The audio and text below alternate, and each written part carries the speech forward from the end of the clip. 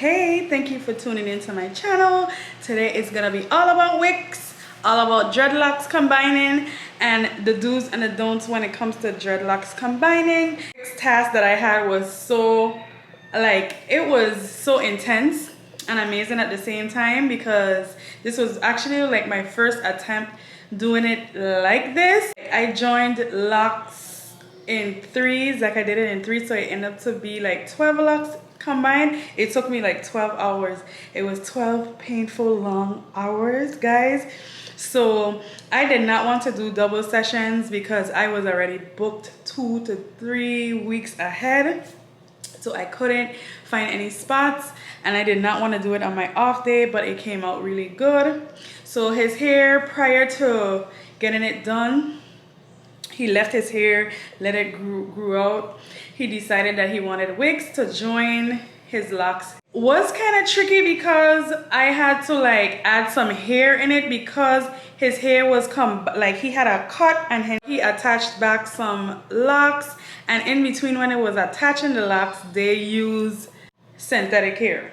So in between the synthetic hair plus thread, I had to cut out some of the thread, but then I couldn't cut out all of the thread because it was connected with the thread, and he wanted to keep the length.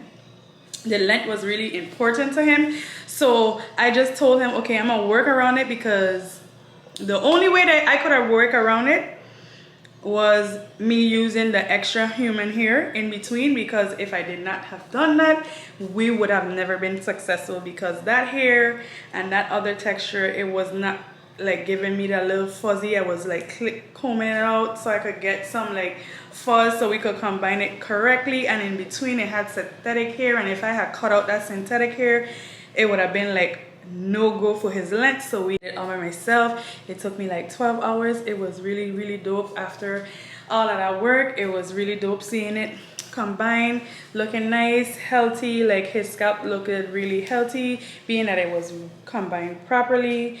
It was 12 locks. I did not count the inches of his hair, but it was pretty good length. Or whatever. In these times, like before a long time ago, people would start locks and they would not want the hair to be thicker. They wanted that skinnier, smaller lock, and everybody is like, oh, I want my hair smaller. But now everybody's transitioning into wanting it thicker, because they know, like they see like why it's important to get your hair like at least in a medium size, because it's stays strong as the hair grows, and the longevity of it is really better with a medium size or thicker lock. Like I had locks before. I could tell you, I'm a lock stylist. I've been doing this for years, and most people that be so into like they wanting this small lock, like I want my hair really small, I want us to be able to look a certain way, they end up wanting their hair to be thicker, because they see the person with the thicker locks and it looks really good, and as the hair grows, the hair stays nice and firm for a very long time, and they don't have much problem with breakage and everything. The Wicks was really dope. Be careful when you first deciding to start locks. It depends on the texture. If you have a thinner grade of hair, if your hair is lighter, do not get your hair started thinner. Get it started thicker. Try to start from a 0.6 centimeters at the least. You would have the longevity. Your hair will be able to grow long, like really long, and you wouldn't have to worry about any breakage so much. You wouldn't have to worry about thinning. Like if you stick with a thicker lock for your texture, it would really benefit you in the long run.